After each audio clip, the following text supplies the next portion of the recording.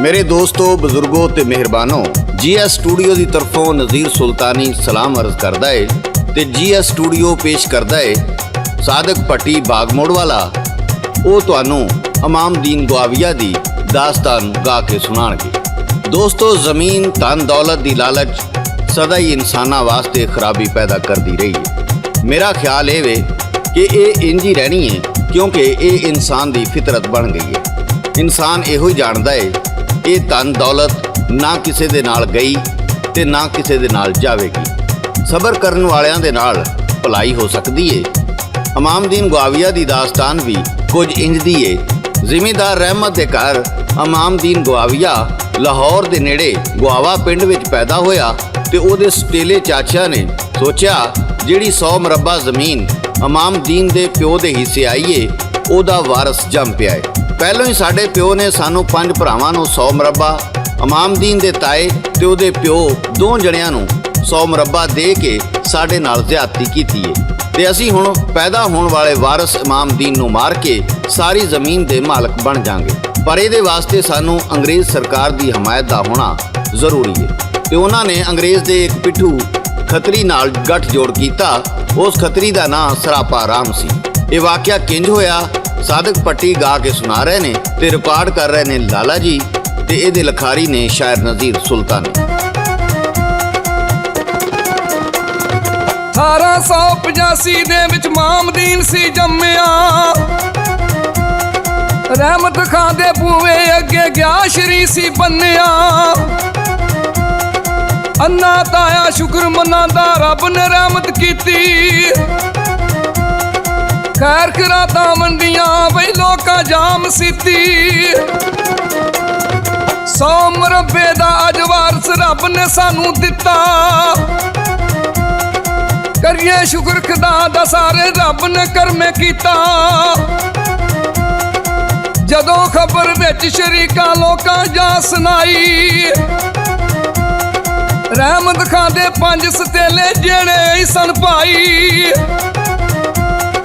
अग लगी सी सीने अंदर किसे नाल बुझाई, ओ मां उन्हां दी जाके मां उन्हां दी पुत्रा अगे देवे आ दुआई। जदों ये खबर रहमत खां दे 5 सुतेले भाइयों ने सुनी ते उन्हां दे अंदर भांबड़ बलन लग पिया। उन्हां दा ख्याल सी रहमत खां दा वड्डा भरा जिहड़ा अन्ना है उन्हें ते विआह ही नहीं कराया ते रब ने रहमत खान नूं भी औलाद नहीं दिती। इंज इन्हां दे मरण तो बाद सारी जमीन साडे कोल आ जाएगी। पर जदों उन्हां नूं पता लगा भी रब ने रहमत खान नूं पुत्र दिता है ते उन्हां दीयां सारियां आसां उम्मीदां ते पानी फिर गया ते उन्हां दी मां आके किवें पुत्रा नूं मेहणे मारदी है सादक पट्टी पेश करदा है। ओनी गलनी दा तुसां दी मालक पैदा होया,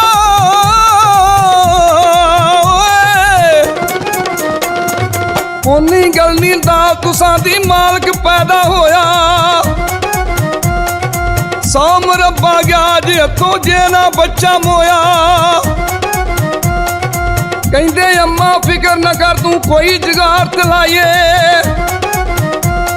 अंग्रेज़ां दे पिट्ठू दे नाल असी जोड़ बनाइए। सरापा राम खतरी जेड़ा पिट्ठू है अंग्रेज़ां, इस इलाके दे सब किस्से ओहो ही करी अवेज़ां। कहन लगे सी ओनू जाके कोई देखा तू रामा, इधर देन वधाई आया इमामदीन दा मामा।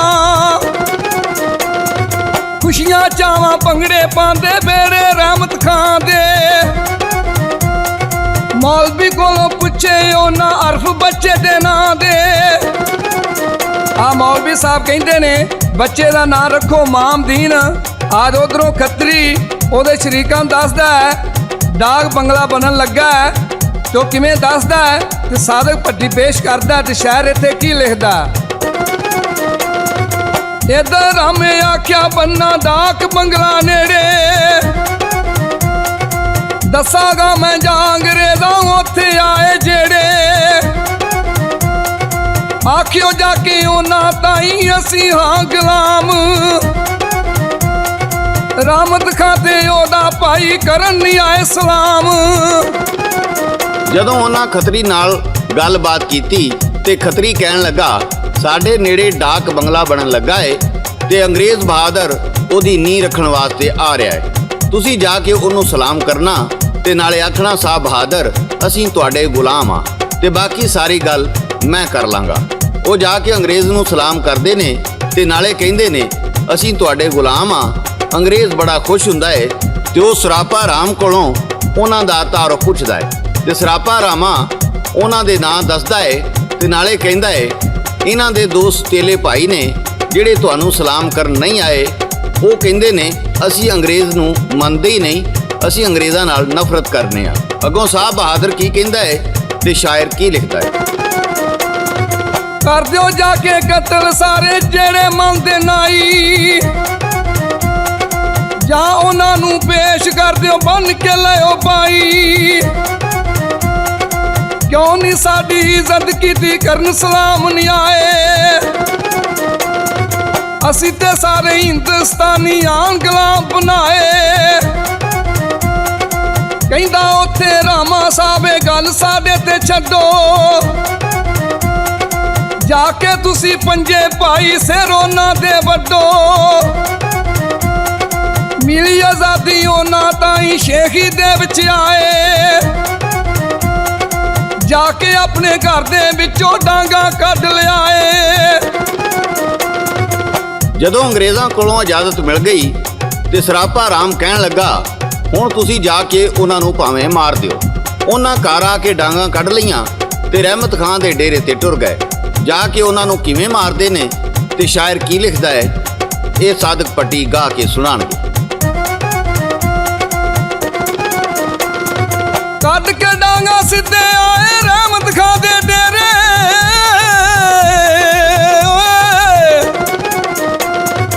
ਕੱਢ ਕੇ ਡਾਂਗਾ ਸਿੱਧੇ ਆਏ ਰਹਿਮਤ ਖਾਂ ਦੇ ਡੇਰੇ। ਜ਼ੁਲਮ ਦੀ ਕਰਨੋਂ ਖੀਰ ਲੱਗੇ ਭਾਈ ਸਤੇਲੇ ਜਿਹੜੇ।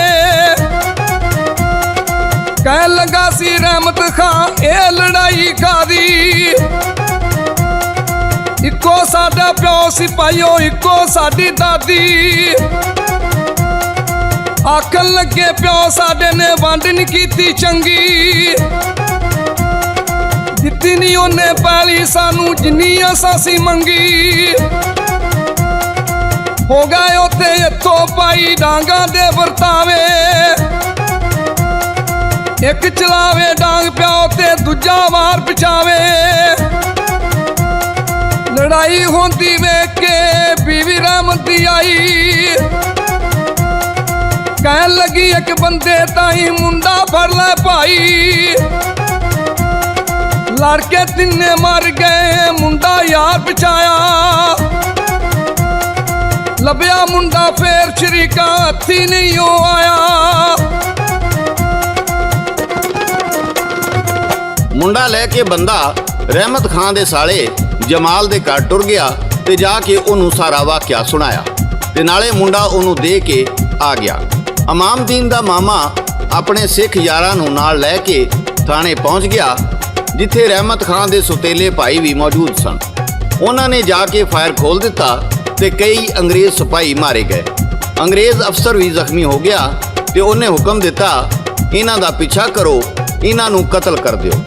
ਇਮਾਮਦੀਨ ਦਾ ਮਾਮਾ ਜਮਾਲ ਆਪਣੀ ਬੀਵੀ ਬੱਚੇ ਤੇ ਇਮਾਮਦੀਨ ਨੂੰ ਲੈ ਕੇ ਆਪਣੇ ਸਿੱਖ ਦੋਸਤ ਸੁੰਦਰ ਸਿੰਘ ਦੇ ਪਿੰਡ ਮਜੀਠੇ ਚਲਾ ਗਿਆ ਤੇ ਸੁੰਦਰ ਸਿਆਹ ਨੇ ਉਹਨੂੰ ਆਪਣੀ ਪੁਰਾਣੀ ਹਵੇਲੀ ਵਿੱਚ ਲੁਕੋ ਲਿਆ। ਜਦੋਂ ਅੰਗਰੇਜ਼ ਪੁਲਿਸ ਉੱਥੇ ਆਈ ਤੇ ਉਹਨੇ ਜਮਾਲ ਦੇ ਬਾਰੇ ਪੁੱਛਿਆ ਤੇ ਸੁੰਦਰ ਸਿਆਹ ਉਹਨੂੰ ਕੀ ਕਹਿੰਦਾ ਹੈ, ਸ਼ਾਇਰ ਕੀ ਲਿਖਦਾ ਹੈ। ਉਹਨੇ ਜਾ ਕੇ ਦੱਸਿਆ ਉਹਨੂੰ ਹਾਲ ਹਵਾ,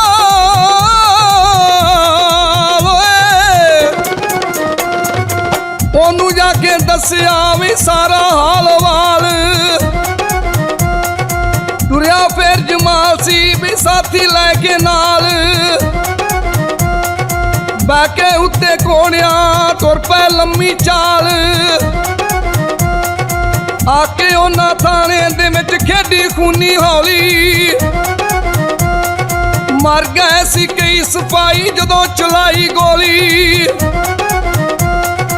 ਅਫਸਰ ਜ਼ਖਮੀ ਹੋ ਗਿਆ ਤੇ ਪੁਲਸਾਂ ਮਗਰ ਚੜੀਆਂ। ਦੌੜੇ ਉਤੋਂ ਘੋੜੇ ਸੀ ਉੱਡੀਆਂ ਧੂੜਾਂ ਬੜੀਆਂ। ਜਾ ਕੇ ਵਿੱਚ ਮਜੀਠੇ ਦੇ ਡੇਰੇ ਉਹਨਾਂ ਲਾਏ। ਕਈ ਸਿਪਾਹੀ ਅੰਗਰੇਜ਼ਾਂ ਦੇ ਸੀ ਲੱਭਣ ਵਾਸਤੇ ਆਏ। ਸੁੰਦਰ ਸਿਆਹ ਨੇ ਆਖਿਆ ਇੱਥੇ ਕੋਈ ਜਵਾਨ ਨਹੀਂ ਆਇਆ। ਛੱਡ ਕੇ ਉਹਨੂੰ ਵਿੱਚ ਹਵੇਲੀ ਪਰਦਾ ਸੀ ਉਹਨੇ ਪਾਇਆ। ਇਸ ਤਰ੍ਹਾਂ ਜਮਾਲ ਮਜੀਠੇ ਰਹਿਣ ਲੱਗ ਪਿਆ ਤੇ ਇਮਾਮਦੀਨ ਵੀ ਜਵਾਨ ਹੋ ਗਿਆ। ਤੇ ਫਿਰ ਕੀ ਹੋਇਆ ਇਹ ਅਸੀਂ ਤੁਹਾਨੂੰ ਦੂਸਰੇ ਹਿੱਸੇ ਵਿੱਚ ਸੁਣਾਵਾਂਗੇ। ਮੇਰੇ ਦੋਸਤੋ, ਬਜ਼ੁਰਗੋ ਤੇ ਮਿੱਤਰੋ, ਸਾਡੀ ਇਹ ਕਾਵਿਸ਼ ਤੁਹਾਨੂੰ ਕਿੰਨੀ ਪਸੰਦ ਆਈ ਤੁਸੀਂ ਆਪਣੇ ਕਮੈਂਟਸ ਵਿੱਚ ਦੱਸਣਾ ਤੇ ਨਾਲੇ ਸਾਡੇ ਚੈਨਲ ਨੂੰ ਸਬਸਕ੍ਰਾਈਬ ਕਰਨਾ। ਇਹਦੇ ਨਾਲ ਹੀ ਸਾਦਕ ਭੱਟੀ, ਲਾਲਾ ਜੀ ਤੇ ਸ਼ਾਇਰ ਨਜ਼ੀਰ ਸੁਲਤਾਨੀ ਨੂੰ GS ਸਟੂਡੀਓ ਵੱਲੋਂ ਇਜਾਜ਼ਤ ਦਿਓ। ਰੱਬ ਰਾਖਾ, ਰੱਬ ਰਾਖਾ, ਰੱਬ ਰਾਖਾ।